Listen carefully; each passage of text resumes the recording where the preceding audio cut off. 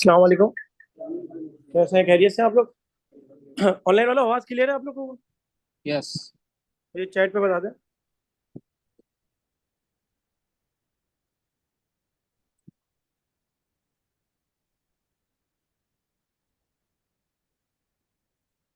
Okay, चले class start करते हैं। ओके। लास्ट क्लास के अंदर हमने अपना थोड़ा सा रिवीजन कर लेते हैं कि सर लास्ट क्लास के अंदर हम सिस्टम ऑफ टैक्स को देख रहे थे कि पाकिस्तान में टैक्स का सिस्टम कैसे बना। कि सबसे पहले हमारे पास वो बात कहाँ लिखी गई? कॉन्स्टिट्यूशन ऑफ पाकिस्तान में। सर कॉन्स्टिट्यूशन ऑफ पाकिस्तान से जब लिखी गई तो फिर पार्लियामेंट से क्या पास हुआ? कानून पास हुआ और एक इनकम टैक्स ऑर्डिनेंस और sale tax on goods on, जो किसके अंडर में आते हैं सर? नहीं, फेडरल गवर्नमेंट के अंदर। Income tax and sale tax on goods किसके अंडर में? फेडरल गवर्नमेंट के अंदर। और प्रोविंशियल के अंडर में क्या आता है हमारे पास? Sales tax on services. Sir छोटा सा रिवीजन है ये सारी चीजें की। फिर हमने देखा सर एक फाइनेंस एक्ट होता है, हर साल बजट आता है, लॉ के अंदर चेंजेस आती है, लेजिस्लेशन होती है कि लॉ को बनाया जाता है। सर जब भी लॉ में कोई अमेंडमेंट आती है तो एसआरओ इशू होते हैं, ठीक है। और अगर लॉ के अंदर कोई क्लैरिफिकेशन देनी हो तो आपका क्या इशू होता है? सर्कुलर इशू होते हैं। क्या इशू होता है? सर्कुलर। फिर सर हमने अपना सबसे important income tax ordinance start किया। सबसे पहले हमने सबसे पहला सेक्शन देखा which is short title and extend, कि इसका नाम क्या है और इसकी एक्सटेंडमेंट, इसकी कमिटमेंट कहां तक है। तो सर क्या नाम है इसका? Income tax ordinance 2001। Income sir tax कहां ऑर्डर। तक एक्सटेंड, कहां पे अप्लाई होता है ये? पूरे पाकिस्तान के अंदर। फिर हमने डेफिनेशन के बारे में पढ़ा कि सेक्शन 2 डेफिनेशन के बारे में, ठीक है। जहां जहां हमें इनकम टैक्स ऑर्डिनेंस में किसी भी चीज का मतलब जानना हो तो हमें कहां देखना पड़ेगा? डेफिनेशन के सेक्शन पे। सेक्शन 2 हमें वहां पे, अब वहां पे क्लॉज होते हैं, जैसे मैं कहूँ point number 1, point number 2, point number 3, ऐसे क्लॉज 1, क्लॉज 2, क्लॉज 3, क्लॉज 4, ठीक है। फिर सर एक और बात कही कि ordinance to override other law, अगर इसके साथ कोई एग्जिस्टिंग में और लॉ है, कोई एग्जिस्टिंग में और लॉ है, जैसे इससे पहले इनकम टैक्स एक्ट 1979 था, ठीक है, वो एग्जिस्टिंग में था। फिर इनकम टैक्स ऑर्डिनेंस 2001 आ गया पार्लियामेंट से बन के ना, जो भी रेगुलेटरी, जो भी लॉ को पास करके, बाईपास करके, तो सर अब ये ओवरराइड कर जाता है उन अदर लॉ को, ओवरराइड कर जाता है इनकम टैक्स। पाकिस्तान में अगर कोई और कानून है तो ये कानून सबसे अफजल कानून माना जाएगा, सबसे अफजल कानून माना जाएगा, ठीक है। क्या सर फिर हमने इंपॉर्टेंट यहाँ से स्टार्ट किया था अपना चार्जिंग सेक्शन। क्या स्टार्ट किया था सर? हर एक लॉ का क्या होता है? चार्जिंग सेक्शन, जो वो बताता है कि मैं करता क्या हूँ, जो वो बताता है कि मेरा एक्चुअली काम है क्या, ठीक है। ये सेक्शन हमें बता रहा है कि यार ये करने क्या जा रहे हैं, ये क्यों है, क्या करने वाला है। तो सर सबसे पहले 4 लाइन छोटी सी लिखी हुई है कि tax shall be impose, tax क्या किया जाएगा? इम्पोज किया जाएगा ऑन एवरी पर्सन, सर किसी, हर किसी ना कोई शख्स के ऊपर। हैविंग इनकम, क्या होनी चाहिए उसकी? कोई इनकम होनी चाहिए। इनकम। सर कब इनकम होनी चाहिए? किसी एयर के अंदर, किसी एयर के अंदर। तो ये 4 लाइन हमने पढ़ी थी कि 4 लाइन में बता रहे कि मैं करता क्या हूं, मैं करता क्या हूं। मैं टैक्स इंपोज करता हूं हर उस इंसान के ऊपर जिसकी कोई इनकम होगी किसी एयर के अंदर। ये इसने बता दिया ये मेरा काम है, ये मेरा काम है। तो अब हम इनसे सवाल करेंगे कि भाई तू मुझे ये बता टैक्स क्या है, तू ही मुझे बता कि पर्सन क्या है। अब ये अपनी जबान में बताएगा ना। सर टैक्स तो हमें पता है, अगर गूगल में मैं आज लिखूं टैक्स क्या है तो आपको हजारों डेफिनेशन टैक्स की मिल जाएगी, हजारों डेफिनेशन टैक्स की मिल जाएगी। इनकम आप आज लिखें गूगल या कहीं पे भी तो आपको हजारों मीनिंग इनकम के बारे में पता चल जाएगी। इसी तरह इनकम भी, एयर भी आपको पता, लेकिन हमें ये मतलब अब इससे जानना है, हमें मतलब किससे जानना है? ये जो चीजें कहेगा ना वो हम एप्लीकेबल करेंगे, ये जो चीजें कहेगा हम वही एप्लीकेबल करेंगे, ठीक है। कौन करेगा सर ये, किससे जानना है? इनकम टैक्स ऑर्डिनेंस 2001 से। आगे चलूं सर, सबसे पहला सेक्शन हमने देखा था section 2 clause 63 which is tax, definition of tax. कि टैक्स की डेफिनेशन क्या कहती है, टैक्स की डेफिनेशन क्या कहती है। सर सबसे पहले हमने पढ़ा था कि कोई भी डेफिनेशन किससे स्टार्ट हो? मीन से या इंक्लूड से, मीन से या, तो मीन्स का मतलब क्या था? यस, लिखा है दैट इज फाइनल, जो लॉ ने कह दिया सो कह दिया। सर इंक्लूड्स का मतलब क्या था?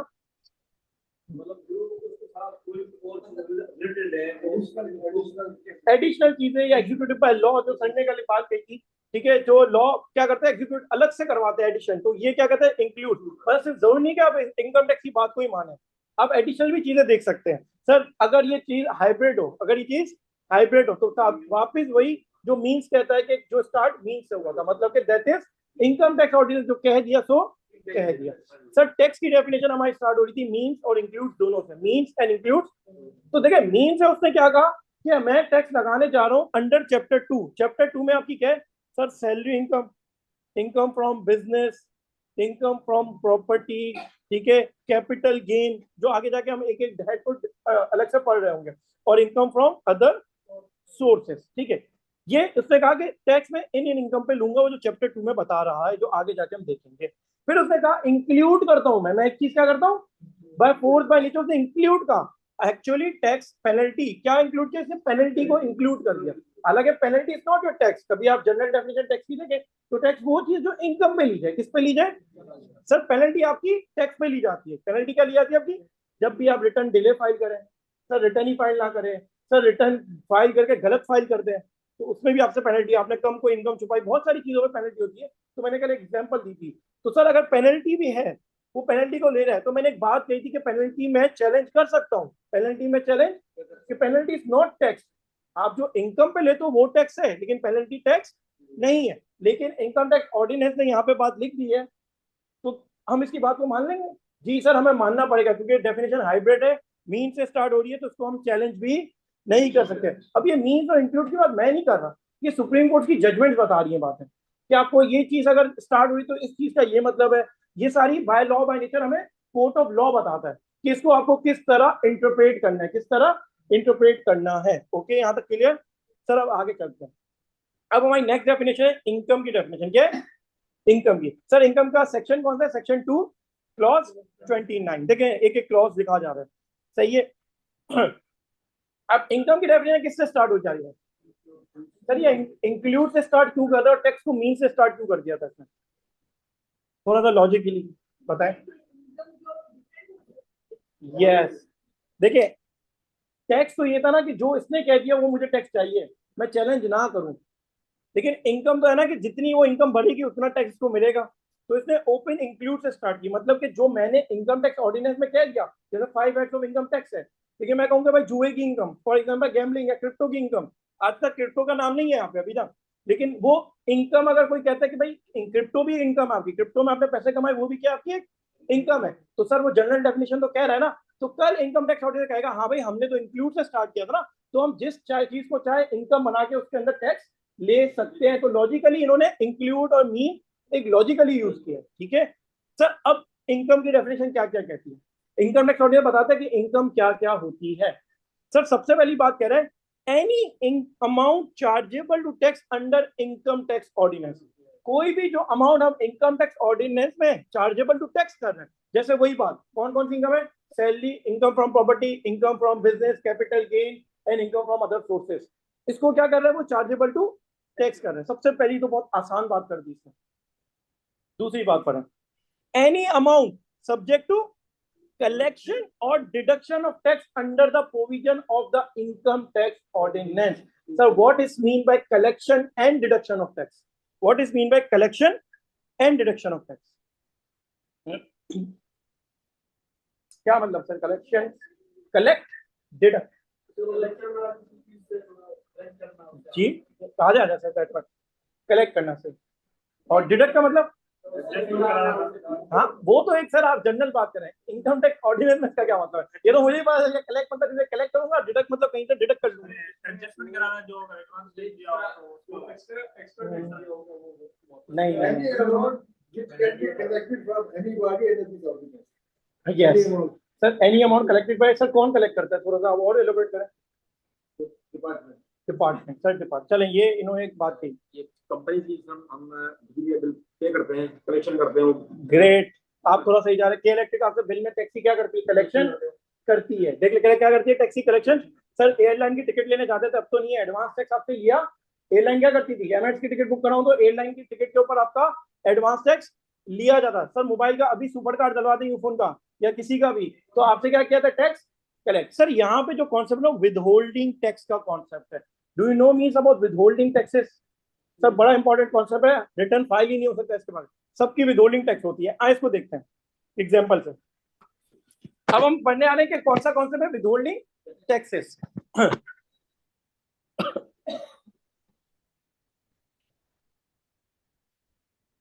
सर देखिए, अब टैक्स को कलेक्ट करने के लिए अगर हम एफबीआर या गवर्नमेंट ऑफ पाकिस्तान अगर हमारे इंतजार में बैठ जाए कि मोहम्मद अली साहब और ये साहब और ये साहब सारे साल के आखिर में आके मुझे टैक्स जमा करवाएंगे, तो वो बेचारे इंतजार में ही रह जाएंगे। वो क्या कहेंगे, इंतजार में ही रह जाएंगे कि आके खुद से अपना टैक्स पे।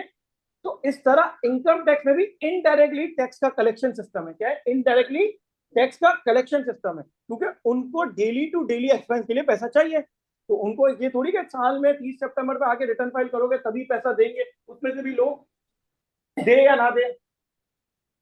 मैं रिपीट कर देता हूँ 2 मिनट ये एग्जाम्पल के बाद। ओके, मैं कर देता हूँ आपको क्रिप्टो वाली एग्जाम्पल।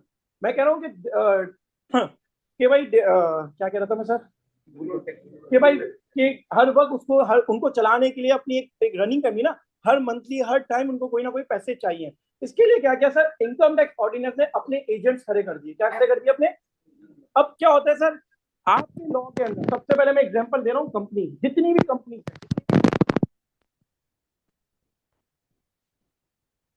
इस इनकम टैक्स ऑर्डिनेंस में जितनी भी कंपनी सारी की सारी क्या है, विदहोल्डिंग टैक्स की एजेंट है। क्या है?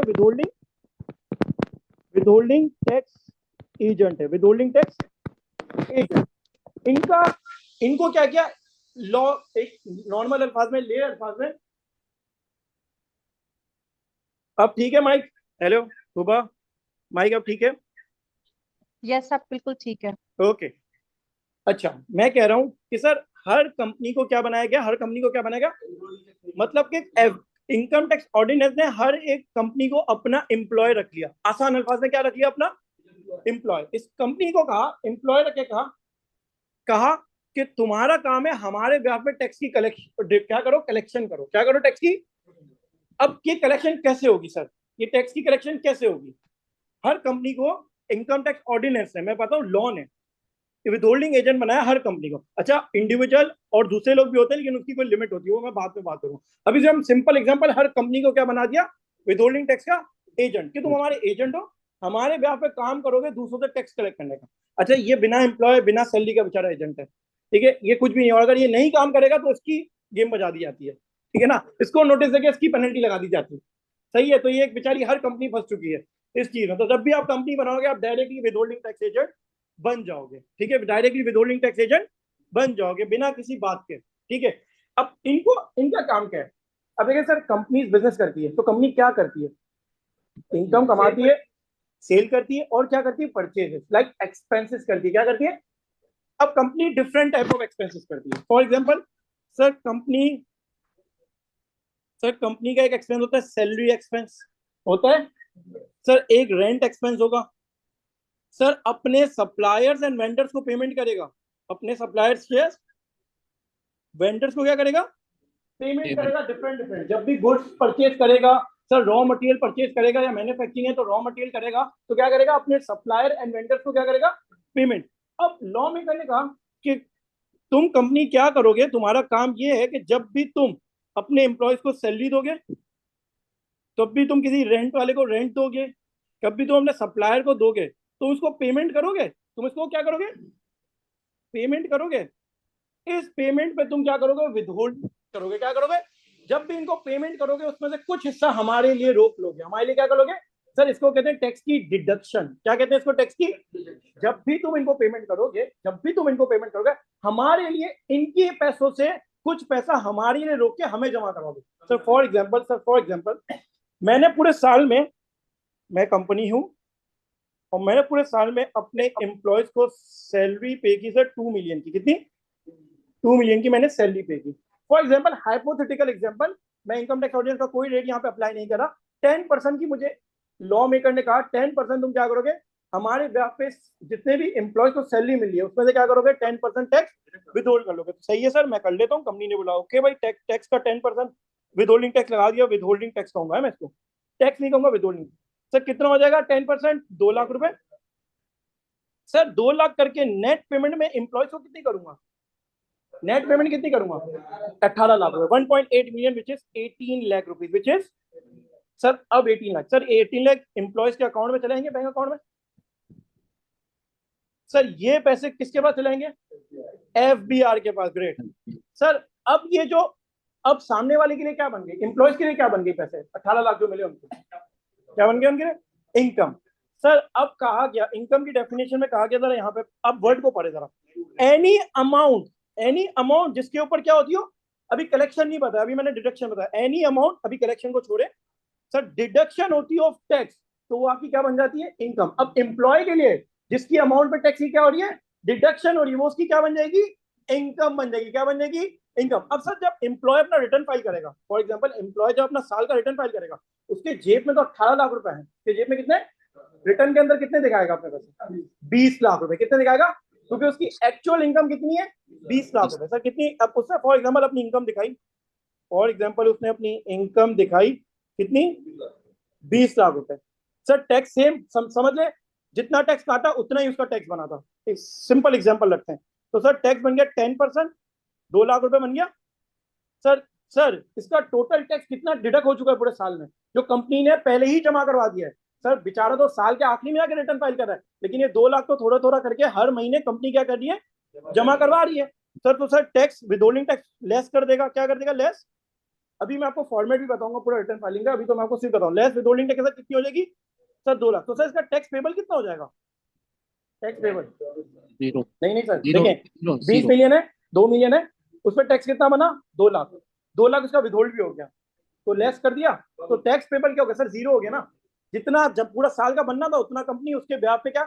अब यहाँ पे देखें इनडायरेक्टली है, मैंने इनडायरेक्ट टैक्स बताया ना, burden of tax on end consumer और payment of tax by supply chain member, यहाँ पे भी यही हो रहा है, यहाँ पे भी सर बर्डन ऑफ टैक्स तो एम्प्लॉय का है, लेकिन उसके ब्याज पे पेमेंट कंपनी क्या करिए, लेकिन उसकी सैलरी में से रोक रोक के करिए। अब इसी तरह वेंडर्स को पेमेंट देते हैं, क्या देते हैं हम सर, वेंडर्स को पेमेंट देते हैं जब भी, तो उसमें भी डिफरेंट रेट होते हैं। अब ये रेट भी इनकम टैक्स ऑर्डिनेंस में बताया फर्स्ट स्केड्यूल के अंदर, अभी थोड़े टाइम में आगे जाके आपको स्केड्यूल बताऊंगा, जहां पे आपको withholding tax rate, general tax rate, individual का रेट, कंपनी का रेट, सब रेट आपको मिल जाएंगे सर। अब वेंडर है, जैसे फॉर एग्जाम्पल कंपनी है, कंपनी को सेल करिए तो उसको क्या करना है, 5% की क्या करनी है, उसकी पेमेंट में दो। फॉर एग्जाम्पल मैंने कंपनी से 10 लाख का माल खरीदा, मैंने कंपनी से, मैं भी कंपनी हूँ, कंपनी बी है, कंपनी ए है, यार ये अच्छा लिखा नहीं आता ना हाथ में, तो मैं गंदी राइटिंग हो रही है, ठीक है, तो इसको इग्नोर कीजिएगा।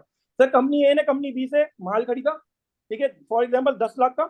सर अब कंपनी ए भी विदहोल्डिंग एजेंट है, और सर कंपनी बी के लिए क्या करेगी, 10 लाख में से 5% की विदहोल्डिंग कर लेगी, 5 लाख रुपए कंपनी बी के नाम पे। अच्छा देखिए ये क्या होता है विदहोल्डिंग, एफबीआर को मैं कहूंगा, आपका नाम क्या, मोहम्मद फैजान की मैंने विदहोल्डिंग की, मोहम्मद फैजान कंपनी बी है, मैंने मोहम्मद फैजान के नाम पे, कंपनी बी के नाम पे, मोहम्मद फैजान की कंपनी के नाम पे, इसके नाम पे पैसे जमा कराऊंगा।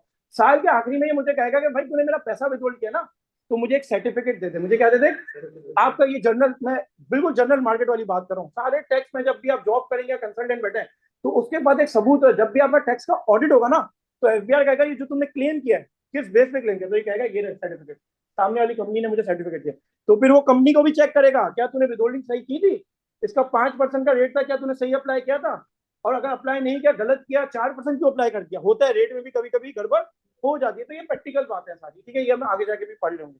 तो मैंने इसके नाम पे एफबीआर को पैसे जमा करवा दिए हैं। यस जैसे आपको, अब मैं कलेक्शन पे आता हूँ, ये जैसे भी इसी तरह कंपनी अपने हर वेंडर को सर्टिफिकेट देती है। आप देखेंगे ना टैक्स बेचारे जूनियर लेवल पे जो काम कर रहे हो, तो बेचारे पूरे दिन सर्टिफिकेट निकाल निकाल के क्या दे रहे होते हैं, जब जब पेमेंट हो रही होती है उसके नेक्स्ट पेमेंट घूमती है ना, कंपनी के अंदर पेमेंट साइकिल होती है, हर 45 दिन में, 50 दिन में पेमेंट साइकिल घूमती है, उसी टाइम में विदहोल्डिंग होती है। हर जैसे ही विदहोल्ड करोगे उसके 7 दिन के अंदर आपको विदहोल्डिंग एफबीआर को जमा करवानी। जैसे ही आप जमा करवाते हैं तो प्रैक्टिकली आईरिस के ऊपर आपका क्या, ई.एफबीआर के ऊपर आपके क्या आता है, सर्टिफिकेट, एमआईएस पे भी, अच्छा एमआईएस पे भी शो हो जाती है, सर्टिफिकेट भी आपके सीपीआर जो होते हैं, सीपीआर कहते हैं कंप्यूटर पेमेंट रिसीव, कि हाँ ये पैसे हमें रिसीव हो चुके हैं, एफबीआर एक देता है। तो ये थोड़ी प्रैक्टिकल बातों में मैं चला गया हूँ, ठीक है। तो ये सारी सर एक मैकेनिज्म होता है विदहोल्डिंग टैक्स का। तो सर आपको विदहोल्डिंग टैक्स का कॉन्सेप्ट यहाँ तक समझ आ गया कि विदहोल्डिंग टैक्स क्या होता है। तो इनकम टैक्स ऑर्डिनेंस कहा कि जिस भी पेमेंट के ऊपर आप टैक्स की डिडक्शन कर दियो, तो सामने वाले की जो डिडक्शन हो रही है उसको तो इनकम बन गई ना, उसकी क्या बन जाएगी, इनकम बन जाएगी। सर अब एक होती है टैक्स की कलेक्शन, जो आप विदहोल्डिंग एजेंट हो, सामने वाला हो ना हो, आपको देना पड़ता है इनडायरेक्टली। लाइक अब आपसे देखें, इनकम टैक्स आपसे सिर्फ ऐसा नहीं है कि इनकम टैक्स आपको अपने साल में अपनी इनकम पे देना है, आप अपने एक्सपेंस पे भी टैक्स दे रहे हैं। आप अपने जैसे सेल टैक्स भी एक्सपेंस पे दे रहे थे ना, कल मैंने बताया था, इनकम टैक्स भी आप एक्सपेंस पे दे रहे हैं। सर अभी आप जाएं अपना पीटीसीएल का मोबाइल डिवाइस चार्ज कर ले, आपसे वो क्या करेंगे, एडवांस टैक्स ही क्या करेंगे, कलेक्शन करेंगे। क्या करेंगे यहाँ पे सर? के इलेक्ट्रिक का बिल पे करने जाए, वो क्या करता है? टैक्स की कलेक्शन करता है। बाकी सर और मैं क्या कहूंगा, और भी बहुत एग्जांपल है, जैसे टेलीफोन का बिल हो गया, आपकी स्वीट साउदर्न का हो गया, फिर आपका इसका जो भी एयर टिकट था, तो उसके ऊपर बहुत सारी चीजों में क्या किया थी, आपकी टैक्स की कलेक्शन की जाती है। क्या किया सर? पेट्रोल तो इनडायरेक्ट टैक्स होता है, वो सेल टैक्स होता है। इनकम टैक्स की बात कर रहा हूँ, तो ये होती है टैक्स। अब सर ये कलेक्शन जिसको जो कर रहा है, तो ये इनकम किसकी बनेगी? एक्सपेंस तो हमारे जनरल पब्लिक का, तो इनकम किसकी बनेगी? नहीं नहीं, गवर्नमेंट की तो वो तो लेंगे ना। ये कह रहा है ना, any amount any amount any amount जिसपे कलेक्शन और डिडक्शन ऑफ टैक्स होती है, वो भी एक इनकम है। तो सर के इलेक्ट्रिक वाले जो कलेक्ट कर रहे हैं उनकी इनकम है, बिल पे उनको कर रहे हैं उनकी इनकम है, पीटीसीएल वालों की इनकम है, यूफोन वालों की इनकम है, जोंग वालों की इनकम है, तो वो उनकी इनकम है जिनके ऊपर वो टैक्स कलेक्ट कर रहे हैं। क्या यहाँ तक आपको कॉन्सेप्ट समझ आया? 2 मिनट में इनके ऑनलाइन वालों के सवाल वाल भी ले लूँ, आप भी जरा 2 मिनट सोचे समझे इसको, पढ़ें रीड करें। एग्जाम्पल कहेंगे तो मैं रख देता हूँ आपके सामने, गंदी गंदी लिखी है लेकिन बस समझ लीजिएगा। जी ऑनलाइन वाले, अब मैं आया हूँ आपके पास। अच्छा sir, can you please more over airplane, 1 minute. अच्छा, क्रिप्टो गैम्बलिंग का मतलब कुछ भी नहीं था, मैं कह रहा था कि क्रिप्टो गैम्बलिंग अभी पाकिस्तान के इनकम टैक्स और टैक्स नहीं है, लेकिन वो डेफिनेशन इंक्लूड से स्टार्ट हो रही ना, तो कल इनकम टैक्स ऑडिटर कह सकता है कि हाँ भाई ये भी हमारे लिए क्या है, इनकम ही मानी जाएगी। हम क्या कहेंगे, इसको इनकम ही जनरल में मान के टैक्स कर देंगे। सर 1 मिनट को निकालू, मैं आपके सवाल लेता हूँ सारे physical. Moreover airplane ticket include, yes 236 जी। Mike this question observe, get the mike, find out who is exempt from. Sir exempt from withholding tax आपको सेकंड स्केड्यूल बताता है, मैं आपको डिटेल में आगे जाके बताऊंगा। एग्जाम्प्टेड है ना सर, जैसे ये किस बेस पे सर? पेंशन, पेंशन देखें, एक तो आप एग्जाम्प्ट है, पेंशन तो इनकम एग्जाम्प्ट है, क्लॉज पता नहीं कौन सा क्लॉज है, सेकंड स्केड्यूल का पार्ट 1 के मुताबिक एग्जाम्प्ट है। एक होता है विथहोल्डिंग टैक्स से भी एग्जाम्प्ट होते हैं लोग, हाँ वो पार्ट 4 में कहते हैं कि ये स्पेसिफिक प्रोविजन आप क्या एग्जाम्प्ट है, ये बताऊंगा मैं आगे जाके। ठीक है, if ambiguity observe in salary tax deduction what employ will do. Sir employ अपने एम्प्लॉयर से आगे, ग्रेट आपने अच्छा सवाल किया कि भाई मेरी टैक्स तो पूरा कट गया लेकिन जमा नहीं हुआ कंपनी, तो सर आप अपने एम्प्लॉयर को पकड़ेंगे, आप उनसे सर्टिफिकेट लेंगे रूल 44 का। ठीक है, ऊपर रूल 44 का सर्टिफिकेट लिया जाता है। सर आपका सवाल कर रहा है ना अभी सर, अभी तक इनकम टैक्स ऑर्डिनरी में दिखी नहीं है, मैं कहीं भी अभी तक चेंजेस आगे दिखी नहीं है, आगे आ जाएगी, बिल्कुल। और सर किसी का सवाल? Income tax sir collection deduction समझ आया पक्का? विथहोल्डिंग टैक्स का कॉन्सेप्ट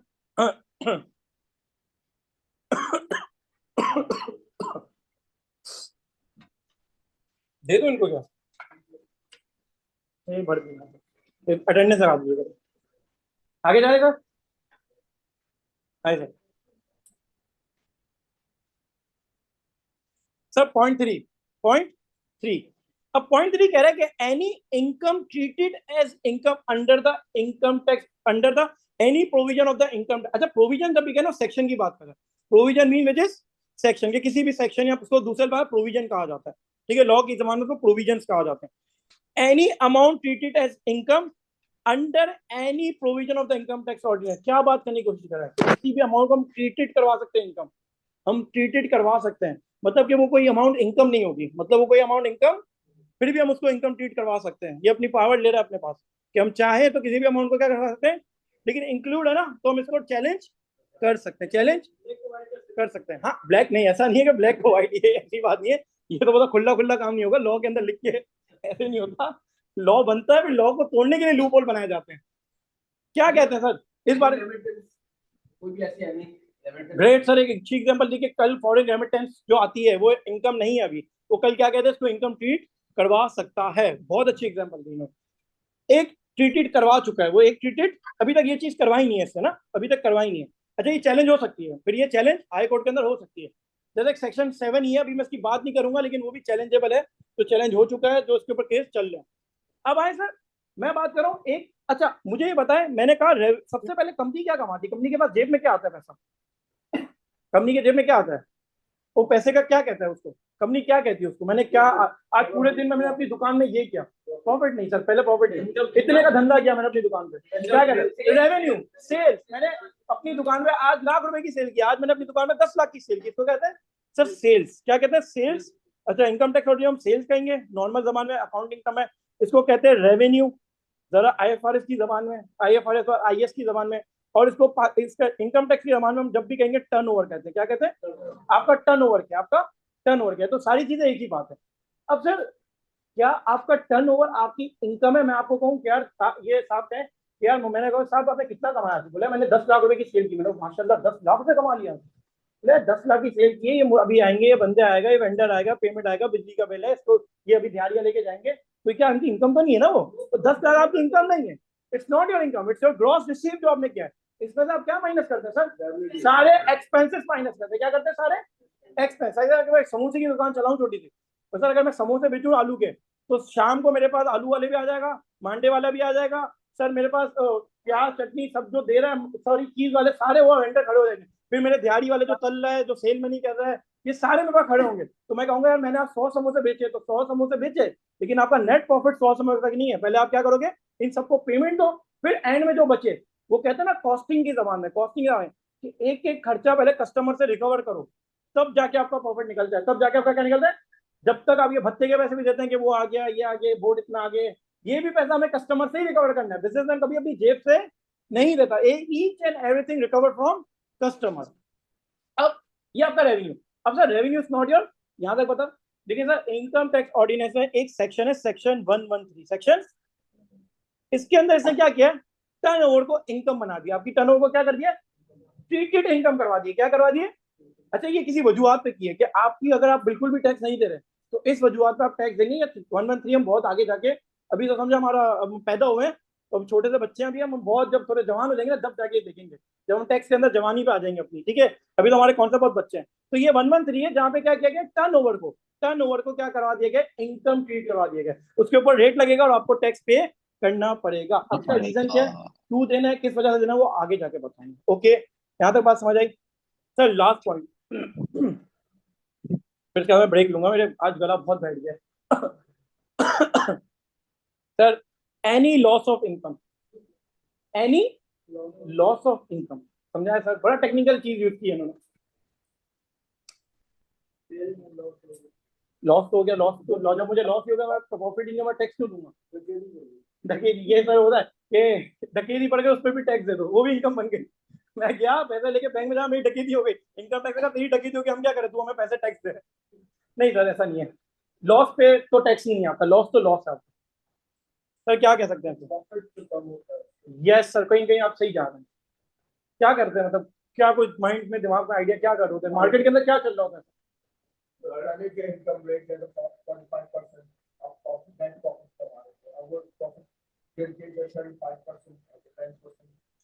नहीं नहीं सर ये नहीं है, वो तो आपका प्रॉफिट ही कम है तो टैक्स रेट कम है। मैं आपको समझाता हूँ एग्जाम्पल।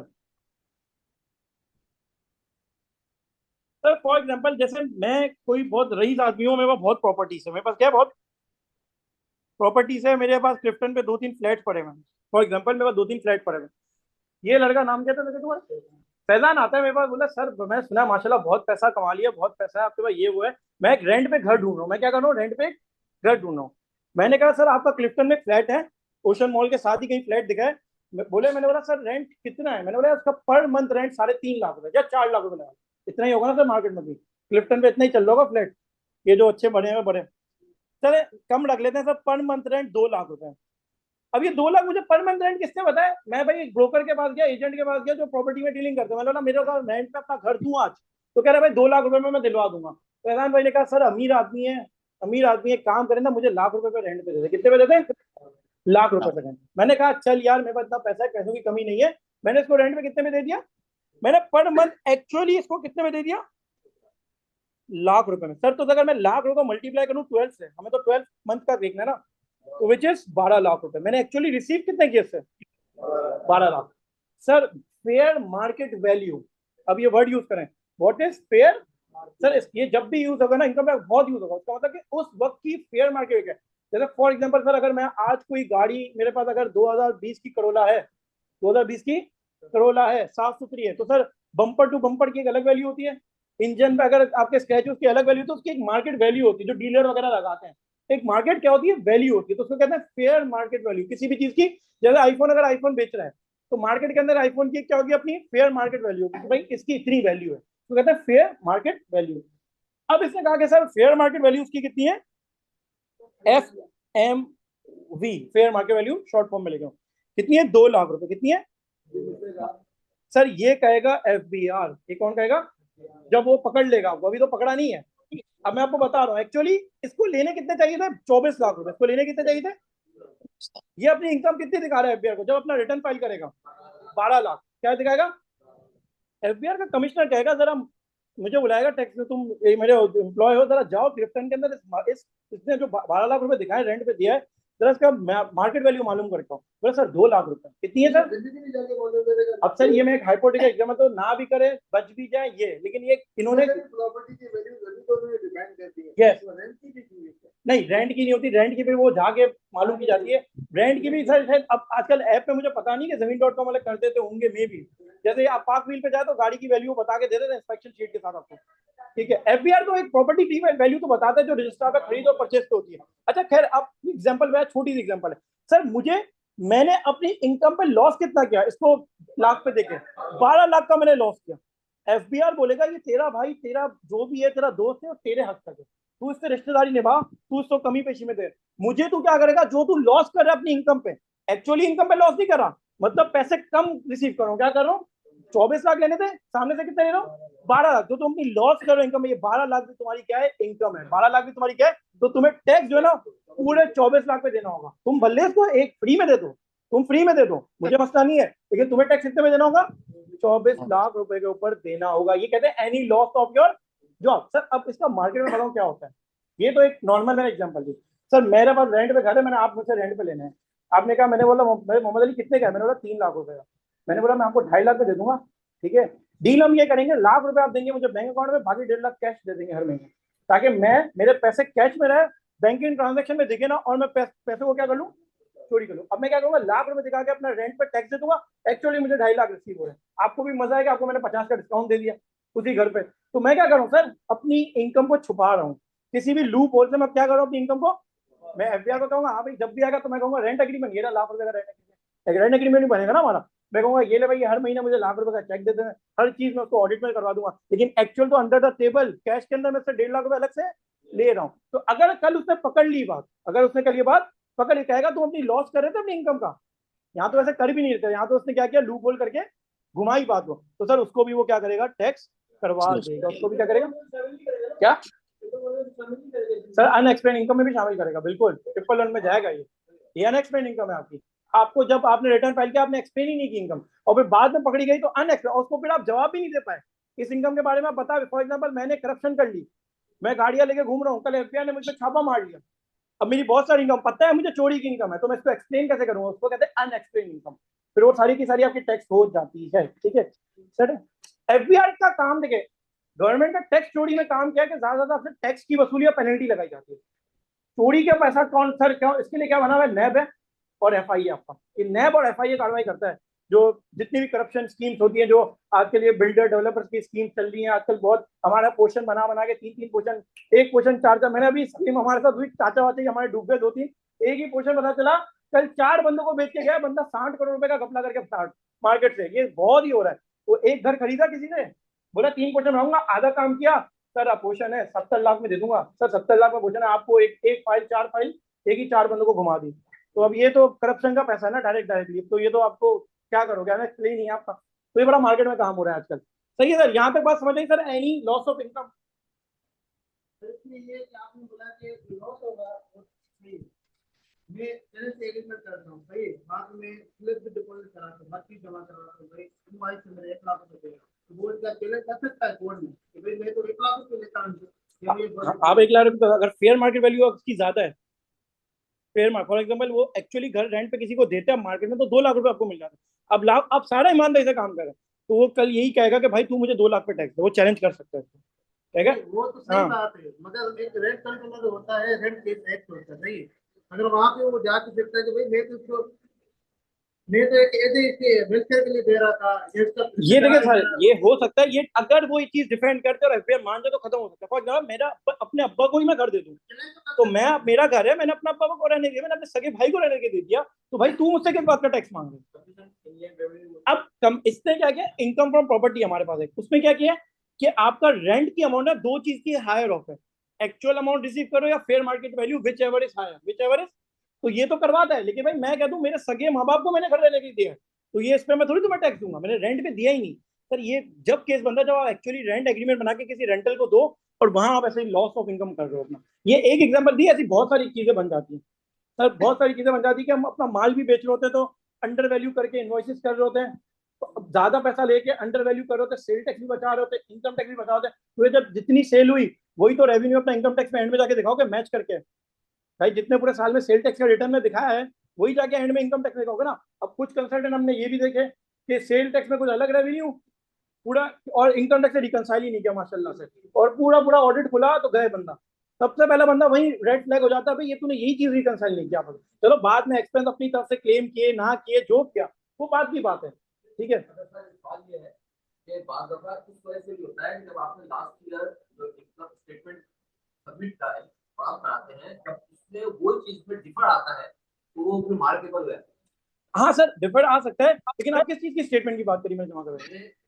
लास्ट ईयर 22-23 की जब रिटर्न जमा कराई तो मैं शो किया कि इतनी इनकम है। हाँ सही है, मैं करता हूँ तो उसमें उसका फर्क यस आया है। ये तो सर ये तो आपकी ऑर्डिनरी चीज है, देखिए ये तो फाइलिंग करने वाले की दिमाग में कि उसको ऐसी कोई चीज करनी ही नहीं है। जैसे जैसे फॉर एग्जाम्पल लोग क्या करते हैं, आप आज आपके अकाउंट में 1 करोड़ रुपए पड़ा हुआ है, एक थोड़ी प्रैक्टिकल बात करो, 1 करोड़ रुपए इनके अकाउंट में पड़ा हुआ है, आज ये पहली बार फाइलर हुआ, इनको रिटर्न फाइल करना है।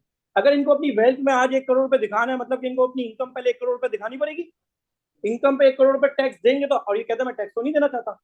अब ये लोग क्या करते हैं, सर गिफ्ट में पैसा आ गया 1 करोड़, इनहेरिटेंस में 1 करोड़ रुपए आ गया। भाई इनहेरिटेंस जब आता है जब तुम मर जाए, तुम्हारा कोई पीछे वाले जो मर चुका हो ना, तब इनहेरिटेंस बनती है। सर आप वकील, आपको पता है इनहेरिटेंस मरने के बाद बनती है। लोग जिंदा लोगों की इनहेरिटेंस डाल के उल्टे सीधे रिटर्न फाइल करके भर देते हैं, और सबसे पहले वो रेड फ्लैग में आ जाते हैं।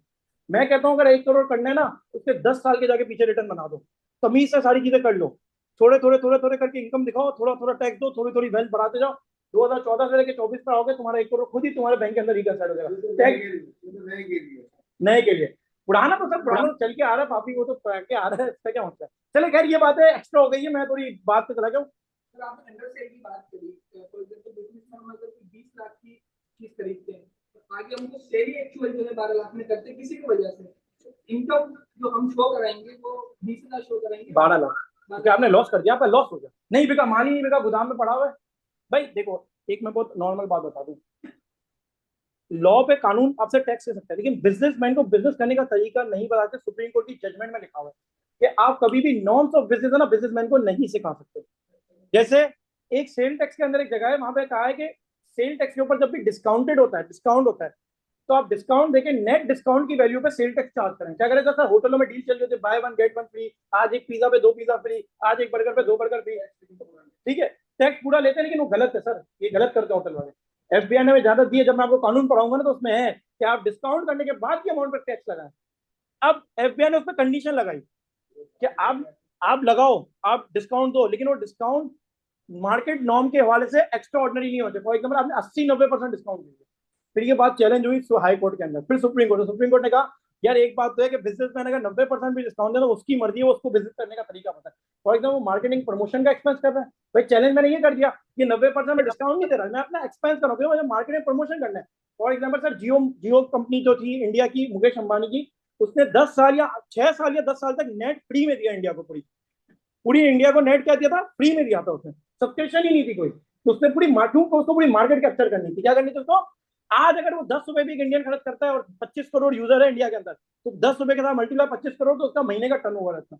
उसने 10 साल जियो का पैसा अपनी तरफ से दिया, उसने क्या कहा मैंने मार्केटिंग और प्रमोशन एक्सपेंस है। तो सर ये फूड पांडा ये लोग जब भी डील लेके आते हैं तो क्या कर होते हैं, आपको फ्री में आपको जो चीजें दे रहे होते हैं वाउचर, वो मार्केटिंग प्रमोशन कर, जैसे येंगो आया अभी, येंगो, तो येंगो की सर सबसे सस्ती राइड है अभी, तो कोई येंगो को बस थोड़ी ना इसके अंदर, एक तो येंगो फिर उसके ड्राइवर को भी वो पैसे दे रहा है कमा के, बोनसेस दे रहा है। येंगो क्या कर रहा है, मार्केट कैप्चर करना चाह रहा है ताकि लोगों के दिमाग में उनके मोबाइल में मेरी ऐप होनी चाहिए।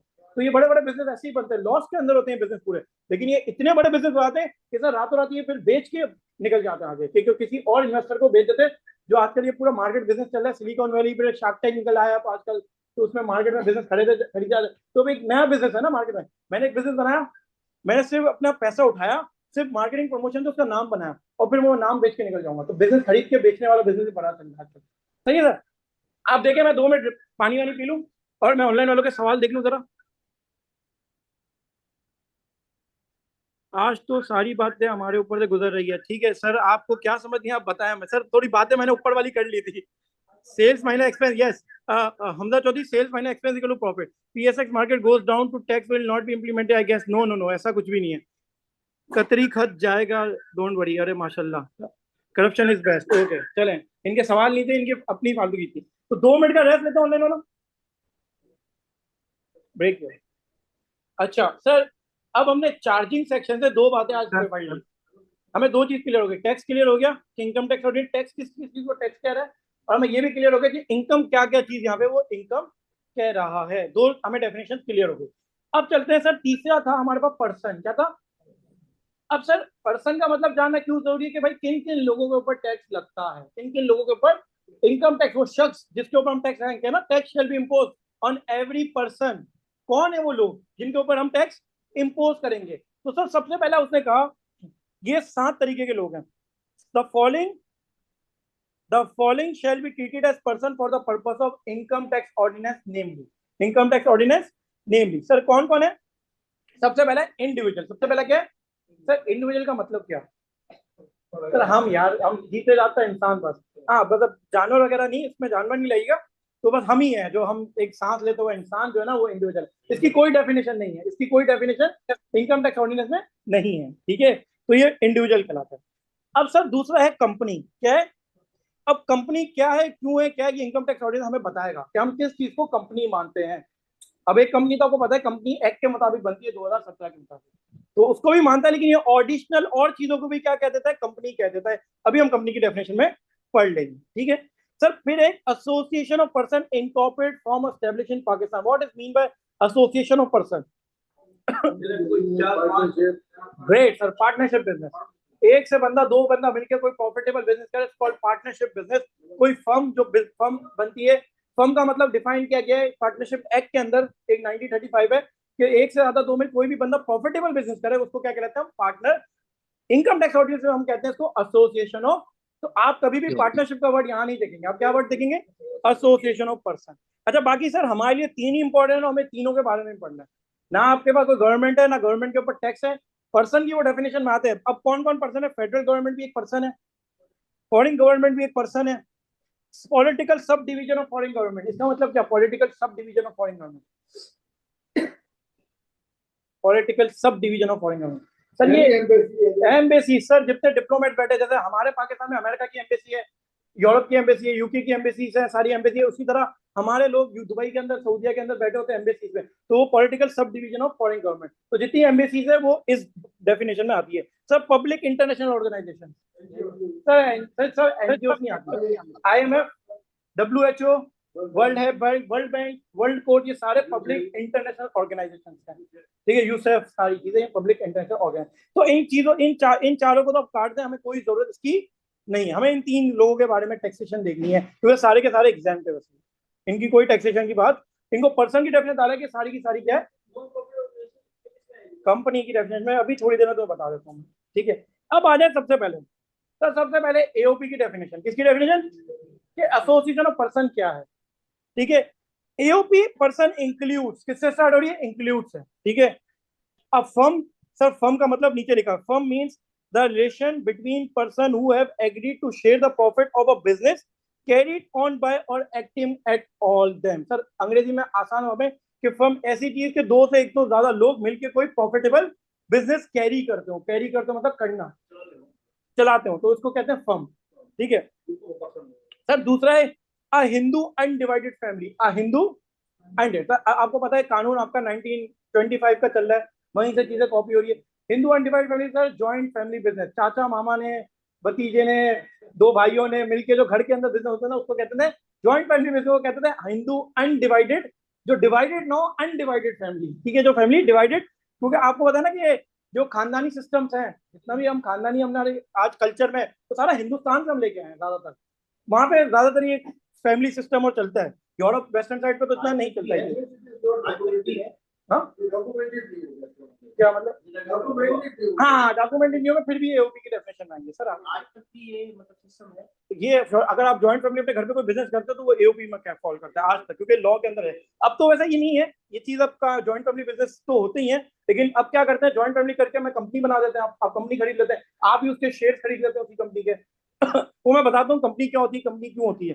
Sir any artificial judicial person, कोई भी ऐसा जो आर्टिफिशियली बने हो, ऐसी कोई भी चीज, जैसे फॉर एग्जाम्पल सर आईकेएफ का इदारा या आईसीएमपी का इदारा है, एक से ज्यादा दो लोगों ने मिलकर बनाया आर्टिफिशियली, क्या किया, जुडिशियल पर्सन मतलब कि कहीं से हमने उसको पार्लियामेंट के किसी लॉ से हमने क्या किया, उसको इन्फोर्स करवा दिया, उसको बना दिया, उसको डेवलप कर दिया, तो वो क्या कहलाता है sir, artificial judicial person.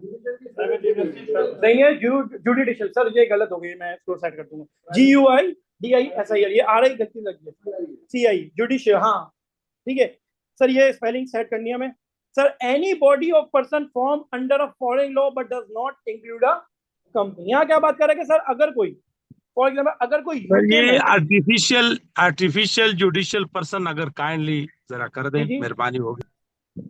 Sir judicial person के किसी भी कानून के तहत में हमने, अब जैसे एग्जांपल दूं, जैसे ये एक चार्टर्ड मैनेजमेंट अकाउंटिंग का इदारा है, आपका कराची मेडिकल डेंटल कॉलेज एक KMDC होता है, अच्छा ये तो कॉलेज का नाम है, सॉरी, ये इंजीनियरिंग वालों का भी एक इदारा होता है यार, तो क्या कहते हैं, नहीं सर वो तो Pakistan engineering council, Pakistan engineering council, तो ये इदारे एक बंदी एक आर्टिफिशियली जुडिशियल बना हुआ है।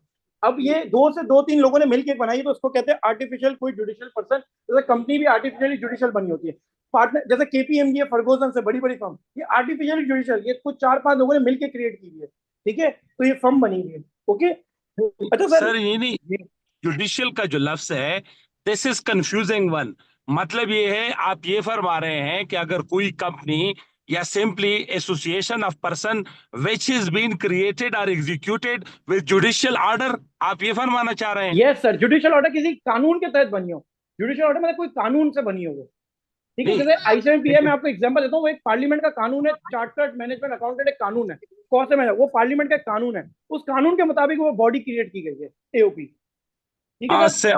ओके थैंक यू सर, किसी भी कानून पार्लियामेंट के, PIA पाकिस्तान के कानून से बनी है, स्टील मिल पाकिस्तान के पार्लियामेंट के कानून से बनी है, ठीक है, जितनी भी NLC, तो ये सारे पार्लियामेंट के जुडिशियली कानून ऑर्डर से, किसी ऑर्डर से बनाई गई कंपनी।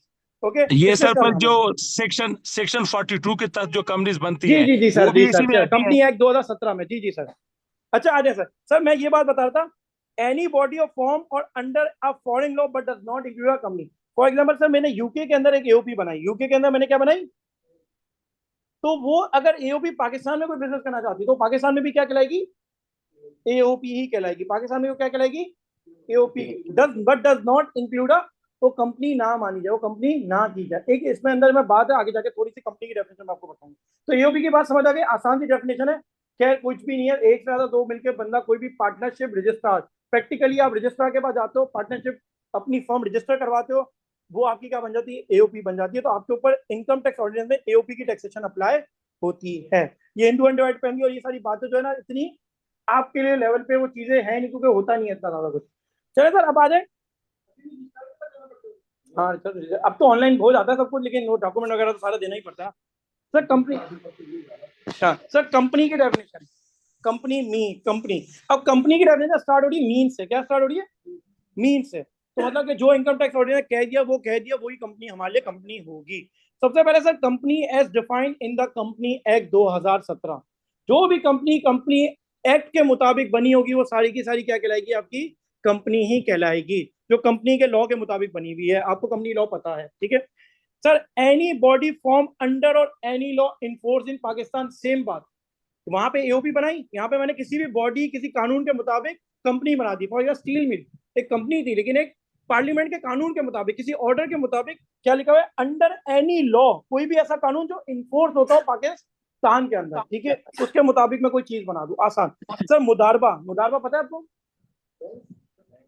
इस्लामिक फाइनेंसिंग इंस्टीट्यूशन, मुदारबा, मुशारका, ये लीज, जो एक तो लीजिंग होती है, लीज पे हम लेते हैं, होता है मुशारबा, मुशारका, ये भी लीज पे ही सारा करते हैं, बट इस्लामिक में। अब मुझे पता नहीं किस तरह इस्लामिक पॉइंट ऑफ व्यू से करते हैं, चीज खरीद लेते हैं आज की वैल्यू पे और वो होता है, तो मुझे इतनी इसकी इल्म नहीं है, जो इन्वेस्टमेंट और फाइनेंस का बंदा नहीं हूँ, लेकिन ये होता है मुदारबा, Islamic investment. Sir a body incorporated or under any law of a country outside Pakistan relating to incorporation of company. Sir for example same बात, जैसे मैंने यूके में AOP बनाई, मेरी कोई कंपनी यूके में है तो यूके की कंपनी अगर पाकिस्तान में भी आएगी तो वो क्या कहलाएगी, कंपनी कहलाएगी। सर कोई भी एनपीओ, नॉन प्रॉफिट ऑर्गेनाइजेशन जो भी हो, वो सारी की सारी कंपनी कहलाती है as per income tax ordinance 2001। Sir any trust entity or a body form establish or constitute by or under any law. Sir trust वगैरह पता है क्यों बनती है? Trust help of the people भी बनती है और कुछ लोगों का बिजनेस टेक ओवर करने के लिए भी करते हैं।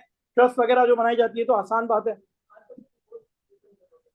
वो तो मुझे पता है कि ट्रस्ट बनाई जाती है कि किसी बिजनेस को आगे पीछे टेक ओवर टैक्स की वो करने के लिए, वो मुझे पता है, लेकिन ट्रस्ट का मेन मकसद तो ये है कि हेल्प ऑफ पीपल। सर ठीक है, अच्छा अजय सर, आप फॉरेन एसोसिएशन, अच्छा सॉरी मैं trust body, sir corporate finance society और फाइनेंस सोसाइटी, जो सोसाइटी सी बनी होती है कॉर्पोरेटिव सोसाइटीज एंड सर ये मोहल्ले की सोसाइटीज होती हैं, सारी चीजें होती हैं, बिल्कुल। तो ये भी आपको जुडिशियल ऑर्डर पास हो गया हाई कोर्ट का, जितने भी हाउसिंग स्कीम्स है वो सोसाइटी एक्ट के इनकॉर्पोरेशन में नहीं निकाल दिया इनको।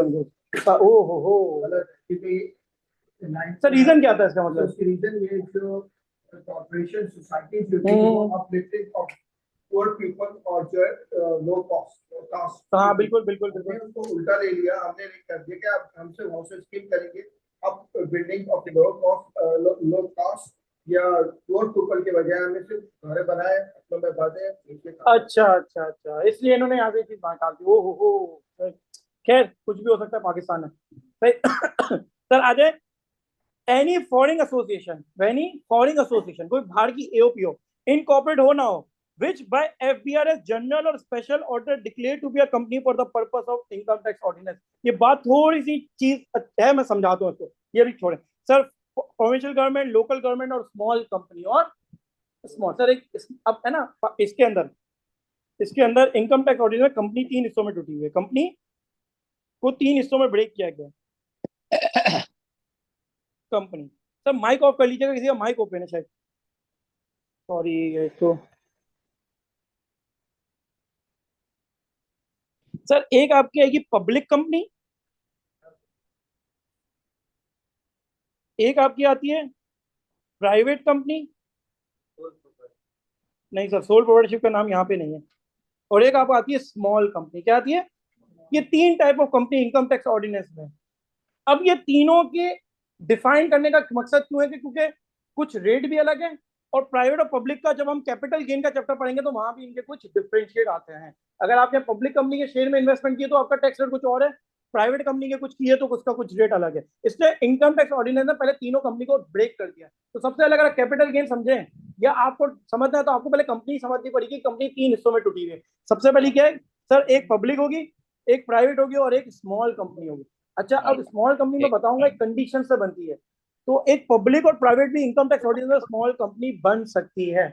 एक पब्लिक और प्राइवेट कंपनी भी इनकम टैक्स ऑर्डिनेंस में वो पब्लिकली और प्राइवेटली बनी हो, लेकिन वो स्मॉल कंपनी की डेफिनेशन में आ सकती है। थोड़ी देर बाद बताऊंगा, अभी जब हम पहुंच जाएंगे वहां तक। अच्छा अभी मैंने एक बात छुड़वाई आपसे कि कोई भी foreign association weather incorporated not. Sir अब मसला क्या था कि कहा कि एफबीआर अपने स्पेशल ऑर्डर से उसको कंपनी डिक्लेयर कर देगी किसी बाहर की एओपी के।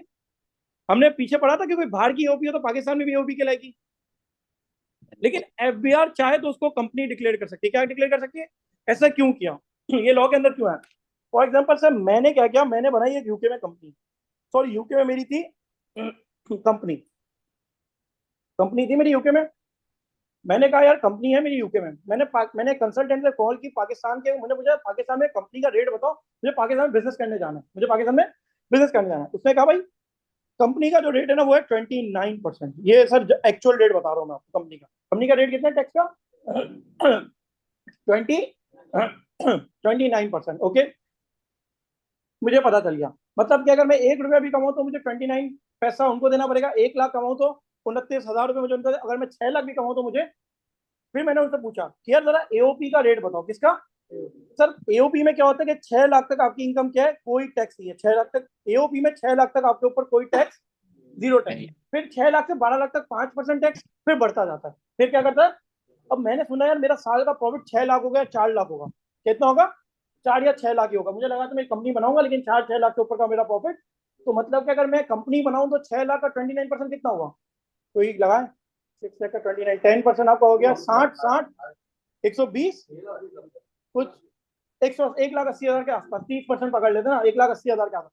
तो अगर मैं 6 लाख मेरा प्रॉफिट है साल का, अगर मैं 6 लाख प्रॉफिट है मेरा, फॉर एग्जाम्पल मेरा साल का प्रॉफिट है आपका सर 6 लाख रुपए, अगर मैं कंपनी बनाता हूं तो मेरा टैक्स लग जाएगा 1,74,000 रुपए, और अगर मैं एओपी बनाता हूं तो मेरा टैक्स क्या हो जाएगा 0, क्योंकि 6 लाख तक कोई टैक्स है ही नहीं। तो मैंने सोचा, मैंने पढ़ा कि अगर मैं यूके में कंपनी हूं तो पाकिस्तान के अंदर भी क्या कहलाऊंगा, कंपनी कहलाऊंगा।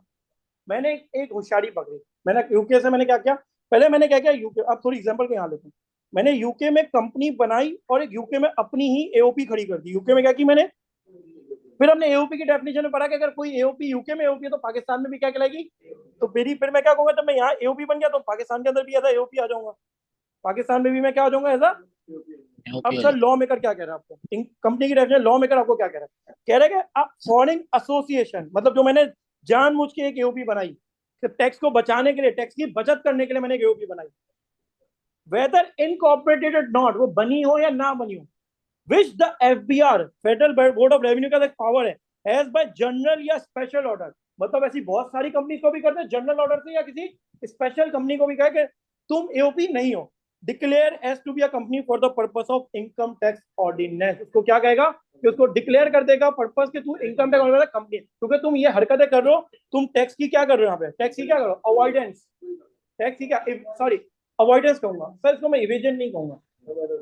इवेजन का मतलब चोरी करना, आप चोरी नहीं कर रहे हैं, आपने लॉ का लूप होल पकड़ा, आपने कहा, उसने कहा एओपी है तो पाकिस्तान में भी एओपी, तो मैं क्यों ना एओपी बना के एओपी में चले जाऊं, सर आप कोई चोरी नहीं कर रहे हैं। लेकिन ये भी टैक्स की बचत, तो टैक्स की सेविंग तो कर रहे हैं ना, तो इस टैक्स की सेविंग को रोकने के लिए लॉ मेकर ने यहाँ पे एक बात डाल दी। अच्छा पहले ये बात नहीं थी यहाँ पे, पहले ये बात नहीं थी, जब ये चीजें होने लगी, पता चला इतना माशाल्लाह टैक्स का लूप होल हो रहा है, तब जाके इन्होंने ये बात ऐड की कि बाहर से लोग एओपी बनाते हैं, यहाँ आते क्योंकि एओपी का रेट टैक्स का बहुत कम है, बेनिफिट है पार्टनर। अच्छा दूसरा बेनिफिट बताओ एओपी में क्या है सर, एओपी कौन बनाता है। अच्छा अब एक बात बताए, थोड़ी सी डिस्कशन करते हैं कंपनी क्या होती है और एओपी क्या होती है।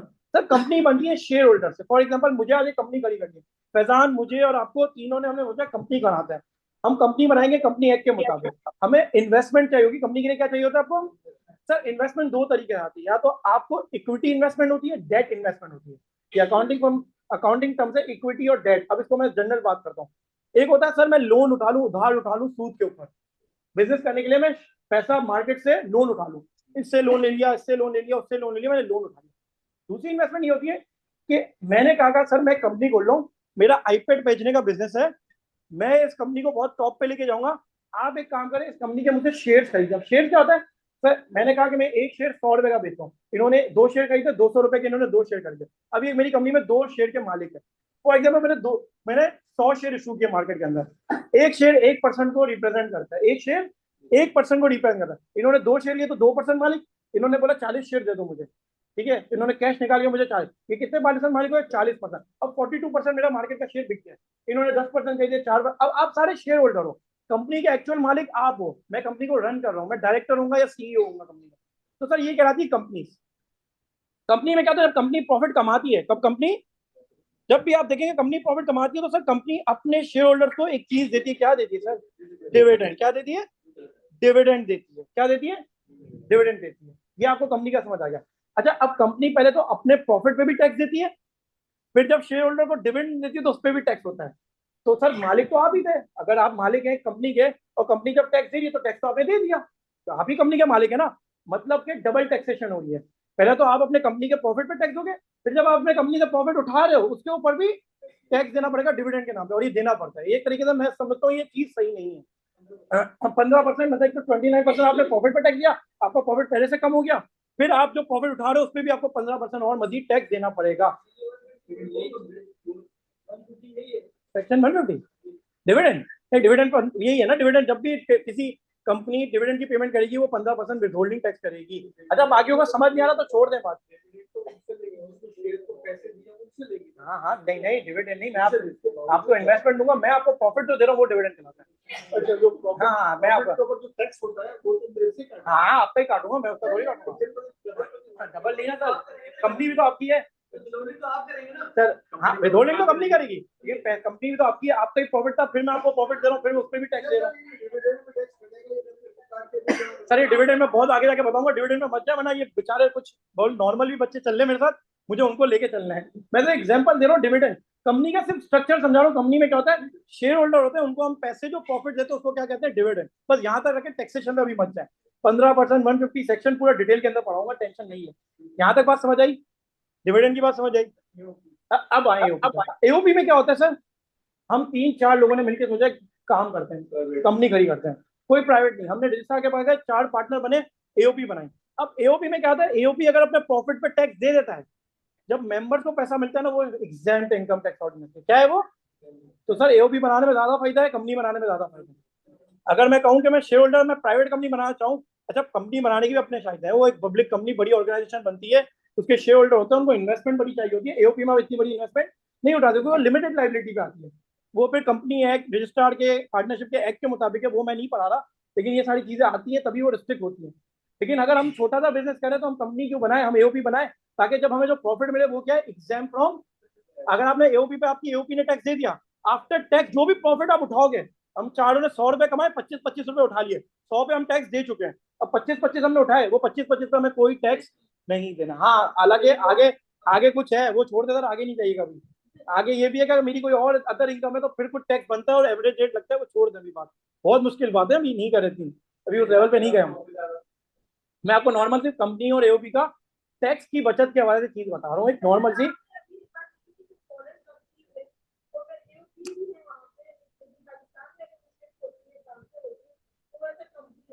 नहीं नहीं नहीं नहीं, ऐसा नहीं कहा मैंने। अगर वो ये हरकत कर रही हो, टैक्स बचाने की चक्कर कर रही हो, और ये एफबीआर को पता चल जाए, तो फिर उसको एफबीआर स्पेशल या जनरल ऑर्डर से, लिखा हुआ है ना यहाँ पे, ऑर्डर से, वरना तो एक्चुअली तो वो एओपी ही कराएगी, क्योंकि एओपी की डेफिनेशन एओपी कह रही है उसको। ओके सर, आपको एओपी और इसकी समझ आ गई, तो इसलिए एओपी बनाने में ज्यादा कुछ फायदे होते हैं इसमें। तो ये इसलिए फिर लूपहोल, अगर आप इस तरह की हरकतें कर रहे हैं कि आपको पता है यार मुझे तो डिविडेंड पे भी टैक्स देना पड़ेगा पाकिस्तान में, मेरे प्रॉफिट पे भी टैक्स देना पड़ेगा, जब मैं घर पैसे लेके जाऊंगा तो उस पर भी टैक्स दूंगा, उससे अच्छा एओपी बनाओ, घर जाने का तो पैसा का टैक्स नहीं देना पड़ेगा ना, और फिर 6 लाख कमाओ तो उस पर भी कोई टैक्स नहीं है, एओपी भी कोई टैक्स नहीं दे रही, और जो घर ले जा रहे हैं उस पर भी कोई टैक्स नहीं, तो पूरा टैक्स आप बच गए। एओपी को थोड़ा दोबारा बताएं, उसमें जो आप टैक्स की बात कर रहे थे कि टैक्स ही हम पहले टैक्स दे दिया बाद में नहीं दे रहे हैं। नहीं नहीं, अगर एओपी ने अपने प्रॉफिट पे टैक्स दे दिया, अब आप और मैं एओपी के मालिक थे, तो अब हम 3-3 लाख रुपए घर ले जाएंगे प्रॉफिट का, तो हम 3-3 लाख रुपए के ऊपर कोई टैक्स नहीं देंगे, बस क्योंकि एओपी ने आपकी टैक्स दे दिया। नहीं, पहले हमने जो धंधा किया, जो बिजनेस किया हमने एओपी की तौर पे, उसमें जो हमारी इन्वेस्टमेंट थी, जो हमने उसमें से आया पैसा, उसमें क्या कोई टैक्स नहीं होता। नहीं ऐसा नहीं है, बस आपको नॉर्मल समझा रहा हूँ सर। यहाँ पे सर एओपी ने फॉर एग्जांपल साल का 10 लाख रुपए कमाया, कितना कमाया, 10 लाख रुपए कमाया, आपकी और मेरी एओपी, हम 50% मालिक हैं, ये नेट इनकम हमने एओपी ने कमाई। एओपी ने टैक्स दे दिया फॉर एग्जांपल 10% इसके ऊपर टैक्स दे दिया, कितना दे दिया, 10%। सर 10% कितना हुआ, 10 लाख का 1 लाख रुपए, फॉर एग्जाम्पल 1 लाख टैक्स बन गया। अब आपके आपके पास कितने बच गया आफ्टर टैक्स प्रॉफिट, 9 लाख रुपए। सर वहां देखें आप, टैक्स आफ्टर प्रॉफिट, ओ सॉरी इनकम आफ्टर प्रॉफिट, क्या कह रहा हूं मैं, इनकम आफ्टर टैक्स, यार पूरी बात ही मैं अलग कर रहा हूँ, आप लोग सुन भी रहे हैं मेरी बात, बकवास, इनकम आफ्टर टैक्स। अब सर ये इनकम आ गई, अब आप हम दोनों की एओपी थी, एओपी ने बिजनेस किया, एओपी तक आर्टिफिशियली खड़ी हुई ना, उसने टैक्स दे दिया, अब आपका मेरा पैसा, हम बोलेंगे 9 लाख यार, 4.5 लाख आप ले जाओ, 4.5 लाख में। अब ये 4.5 लाख रुपए, आपका नाम सर सिकंदर साहब के अकाउंट के अंदर 4.5 लाख रुपए गिरे, और मोहम्मद अली के अकाउंट में कितने गिरे सर, अब मोहम्मद अली के अकाउंट में भी आ गया 4.5 लाख रुपए। अब मोहम्मद अली और इनकी भी इनकम बनी है, एक तो एओपी की इनकम थी, अब हम दोनों इंडिविजुअल है, हमारी भी इनकम बन गई, इस इनकम के ऊपर कोई टैक्स नहीं है, कोई टैक्स नहीं, वो नहीं डाला मैं टैक्स बढ़ा के, ताकि इनको टैक्स समझाने के लिए, वरना ये लोग और कंफ्यूज होते हैं, सर 6 लाख तो वैसे भी टैक्स था, सर इतना कॉम्प्लिकेट नहीं करे अभी चीजों को, सर समझ गए जी। तो 6 लाख जो एओपी के बाद आई इंडिविजुअल पे, तो वो भी तो इनकम उनका सोर्स है, उस पे तो टैक्स हो सकती है। अगर 12 लाख होगी तो नहीं, क्या कह रहे हो तुम क्या कह रहे हो, इंडिविजुअल पे तो करेगा ना, उनकी इनकम अगर एओपी से कमा के ला रहा है तो नहीं करेगा, अगर एक इंडिविजुअल की अपनी कोई इनकम है, फॉर एग्जाम्पल एओपी भी चला रहा हूँ, साथ में अपना एक दुकान भी चला रहा हूँ, तो फिर उस पर तो टैक्स दूंगा ना मैं, फिर मिला वो अलग बात है, अभी आगे वो नहीं जाओ, अभी अभी मत जाओ, बिल्कुल रुक जाओ, मत जाओ, नहीं कोई नहीं सर, कोई सर इधर तक का सवाल है तो इधर ही कीजिएगा, सीधा सवाल कीजिएगा। कि एओपी में ज्यादा बेनिफिट्स नजर आ रहे हैं, Yes. लेकिन लोग ज्यादा कंपनी नहीं बढ़ा रहे। सर एओपी लिमिटेड है ना लाइबिलिटी, आप इतनी बड़ी, आपको अगर अरबों रुपए की इन्वेस्टमेंट चाहिए, मार्केट में शेयर इश्यू करने, कंपनी के अपने एक बेनिफिट्स है, कंपनी की एक लाइबिलिटी है, कंपनी में शेयर होल्डर डूबता है तो कंपनी वाइंड अप हो जाती है। एओपी में तो बंदा पकड़े जाते हैं, एओपी में तो पार्टनर्स का गिरेबान पकड़ लिया जाता है, कंपनीज में थोड़ी डायरेक्टर्स का गिरेबान पकड़ा जाता है, सारा शेयर होल्डर एक साथ डूबेगा तो रिस्क बड़ा मिटिगेट हो जाता है कंपनी के अंदर। सर ये अलग बात है सारी, ये थोड़ी अलग बात है। कंपनी, जब आप कंपनी का कानून पढ़ेंगे ना तब आपको समझ आएगी बात। ये अभी से मैं आपको टैक्स का कानून पढ़ा रहा हूँ, मैं आपको टैक्स की बचत बता दूंगा कहाँ है कहाँ नहीं है, देखो कंपनी बनाने के अपने एक अलग फायदे हैं सर, वो एक अलग चीज, ठीक है। वरना हर बंदा एओपी बना के बैठ जाता पाकिस्तान के अंदर, ऐसा नहीं होता, ठीक है। क्या आपको एओपी बनाने पे बाहर से इन्वेस्टमेंट नहीं मिलती, पार्टनरशिप बिजनेस पे कौन भरोसा करेगा? ये दो पार्टनर चोर के बच्चे आज भाग जाए, कोई भी दो बंदे हो, कंपनी पे भरोसा किया जाता है, ट्रस्ट होता है, तो कंपनी की जिम्मेदारी एसएससीपी लेती है, security exchange commission of Pakistan. Market के अंदर पीएसएक्स बैठा हुआ है, लिस्टेड बैठी है, रेगुलेटरीज है, कानून बने हुए हैं। बैंक में डिस्बर्समेंट जो है वो कंपनी को ज्यादा करती है। कंपनी बहुत एक वैल्यू अलग होती है। चले सर, कितने हो गए? 7:50 हो गए, यहाँ तक बात समझ आई? आगे मैं ऑनलाइन वालों बेचारे के सवाल बेचारे कोई मैं पूछ ही नहीं रहा sir. Is this the for the dividend paying on tax? Yes, dividend income के ऊपर आपको टैक्स देना पड़ता है sir. CGT on profit, dividend tax on profit, filer 30%, non filer हुआ। ये रेट हम अभी बात नहीं कर रहे, आपको पता है, अच्छी बात है, लेकिन फाइलर का रेट अलग अलग है सबका, ठीक है sir. Please continue on. What about permanent establishment? Hamza Chaudhry, आप बहुत ही कोई अलग ही कॉन्सेप्ट पे चले गए, अभी आप बिल्कुल भी नहीं जाए। परमानेंट एस्टेब्लिशमेंट, ठीक है। Is this for the dividend paying tax only? Shareholder dividend tax पे करता है, yes, yes। अब मैं यही बात मैं इनके बारे में कर दूं सर। ये आपको एओपी का समझाया, टैक्स नहीं देना पड़ेगा। यही एक कंपनी है, सेम एग्जांपल कंपनी ले लेते हैं। कंपनी है, नेट प्रॉफिट कमाया पूरे साल का, कमाया 10 लाख रुपए, सही है, 10 लाख रुपए कमाया, और टैक्स 29% है कंपनी का, तो 10 लाख का 29% कितना हुआ? 2,90,000 रुपये, 2 लाख। तो प्रॉफिट आफ्टर टैक्स कितना हो गया? 7 lakh. Sir for example company के अंदर 10 शेयर होल्डर थे, कितने शेयर होल्डर थे? तो मैं 7 लाख 10,000 को डिवाइड कर दूंगा 10 शेयर होल्डर में, यार प्रॉफिट बांट देते हैं, शेयर जिनका पैसा लगा उनको बांट दें, तो 7 लाख 10,000 डिवाइड बाय कितना? 71,000 आ जाएगा शायद, 71,000 पर बंदे को डिविडेंड मिलेगा। क्या मिलेगा?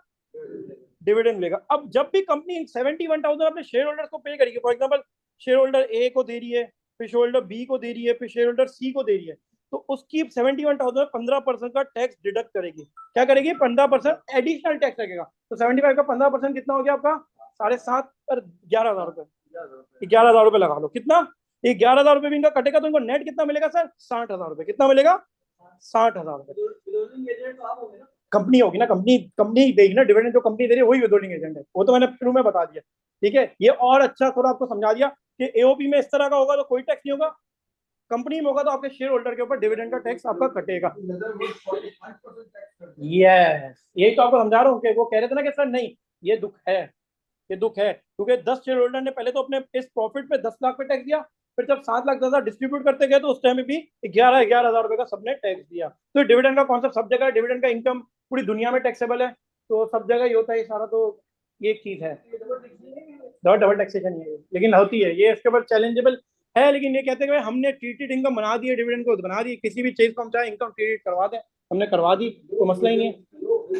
बस लोग दे रहे हैं जब तक, बाकी वो अच्छा बड़ा वकील है, इसके ऊपर कोई बड़ी केस लाए और बड़ा चैलेंज करे तो हो सकता है, वो लॉ के रिसर्चर्स होते हैं। मतलब लॉ के फील्ड में मैं कहता हूँ कि अगर बंदे को आगे बढ़ना है ना, मुझे बड़ा शौक है, लेकिन मैंने कभी एलएलबी किया नहीं, मैंने सोचा हुआ यूनिवर्सिटी ऑफ लंदन से एलएलबी करने का भी कुछ टाइम बाद, इन्होंने किया सर मैं वहीं से करूंगा, उसके अलावा मुझे किसी पे भरोसा नहीं है, इसके अलावा मुझे पता है कैसे वकील बनना है, ठीक है। तो वही एक ऑथेंटिक एक, चाहे इसको मानता भी है कोई, बाहर एक कहीं खड़ा हो ना तो सामने वाला जज भी शायद इज्जत कर लेता होगा, तो यार कहीं एलएलबी की आपकी वर्थ है, सही है, नहीं है उसकी भी नहीं है यूनिवर्सिटी ऑफ लंदन, तो अलग ही है, वो फिर जबान चलती है इसके, ये बात। अब सर यही बात है कि आप बैरिस्टर भी बन जाओ, लेकिन आपकी लॉ की रिसर्च वही है ना कि किताबों, ये टैक्स की फील्ड भी ऐसी है, लॉ की जितनी फील्ड है, आपको जिंदगी भर किताबों से मोहब्बत करनी है। हाँ, ये अकाउंटेंट सर ये वैसे नहीं कर रहे हम यहाँ पे, हम ये सारी चीजों में नहीं पढ़ना, मैं ये बात कर रहा हूँ कि अगर आपको कानून में आगे बढ़ना है, अरे सर रिलैक्स सब अपनी जगह अच्छा है, सब अपनी है ठीक है। मैं कहता हूँ कानून में अगर आपको आगे बढ़ना है, कानून की चीज अगर मैं टैक्स में भी आपको एक अच्छा कंसल्टेंट बनना है, आपको किताबों से दिल लगाना पड़ता है। आपको किताबें ये नहीं है कि इनकम टैक्स कानून पर, इसके अलावा हजारों किस्म की केस स्टडीज है, उसके अंदर एक एक इनकम की डेफिनेशन पूरी पूरी चैलेंज की गई है, टैक्स की डेफिनेशन पूरी पूरी चैलेंज की गई है। यस, स्ट्रक्चर के ऊपर इम्प्लीमेंटेशन है। फिर कल आप अपना कोई केस बना रहे हैं तो उस केस को आप कितने लॉ से रिफर करके बताएंगे कि इस लॉ में इस कोर्ट के अंदर ये डिसीजन हुआ था, इसके अंदर ये डिसीजन होता, केस लॉ पे आपकी कितनी ग्रिप है। फिर लॉ की इंटरप्रिटेशन करना सबसे इंपॉर्टेंट, यस, के लॉ को इंटरप्रेट करने कितना सही आप तरीका निकाल लें। तो सर बहुत ही डिफिकल्ट फील्ड है, लेकिन उनकी वर्थ है जो रिसर्चर बन जाते हैं, जो बस पागल बन जाते हैं इसके ऊपर पढ़ना पढ़ना पढ़ना पढ़ना। वरना तो सर वो होता है ना, 2 केस देके गए, हमें खड़े हो गए, हमें सर यार साहब अपना ही केस है, फाइल आगे कर दो साहब, ये कर दो साहब, वो नहीं चलता है। ठीक है सर, चले आज की क्लास को यहीं तक रखते हैं, 8 बज गए हमारे सर, तो इंशाल्लाह फिर नेक्स्ट क्लास हमारी नेक्स्ट सैटरडे को हो रही होगी।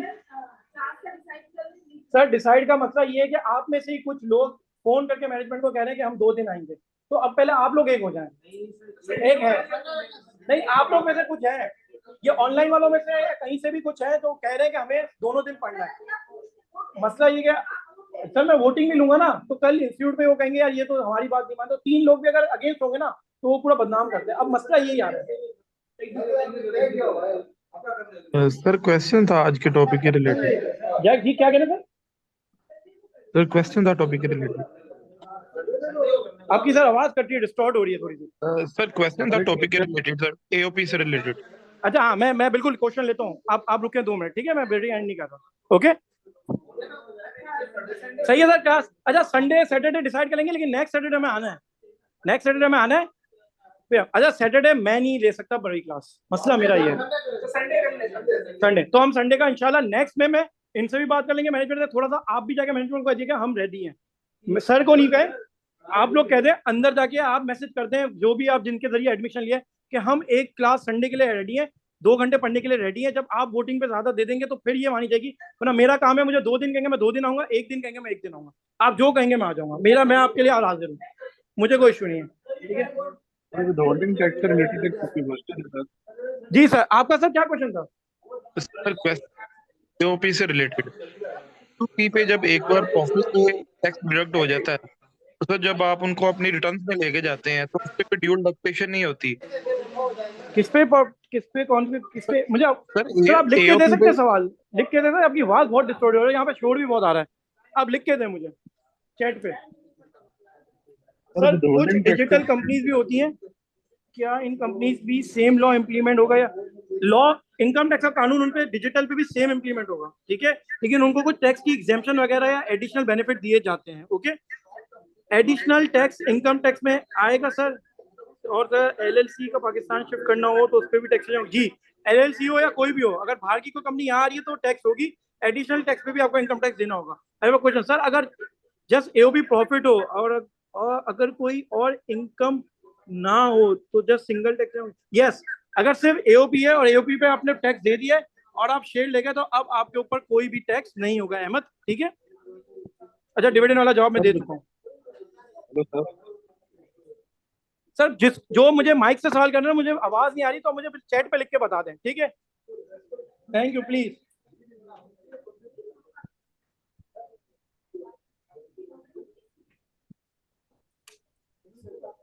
ऑनलाइन वालों को कोई सवाल है तो मुझे चैट पे लिख के दे दे, मैं बैठा हूँ 2-5 मिनट।